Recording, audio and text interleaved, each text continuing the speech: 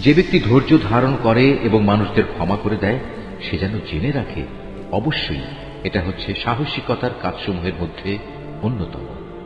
হে নবী, যে ব্যক্তিকে আল্লাহ তাআলা গোমরাহ করে দেন, তার জন্য তিনি ছাড়া আর কোনো দ্বিতীয় অভিভাবক থাকে না। তুমি জালেমদের দেখবে, যখন তারা আল্লাহ তাআলার আযাব পর্যবেক্ষণ করবে, তখন বলবে, আজ এখান থেকে ফিরে যাওয়ার কোনো পথ আছে কি?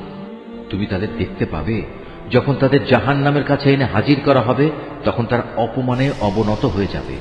ভয়ে তারা অর্ধ নির্মিলিত চোখে তাকিয়ে থাকবে।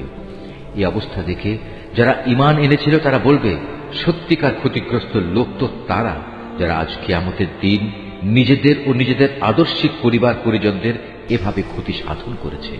পবিত্র ও মহান সে আল্লাহ তাআলা, যিনি প্রত্যেক বিষয়ের উপর সার্বভৌম ক্ষমতার একচ্ছত্র মালিক, এবং তাঁর কাছেই একদিন তোমাদের সবাইকে ফিরে যেতে হবে।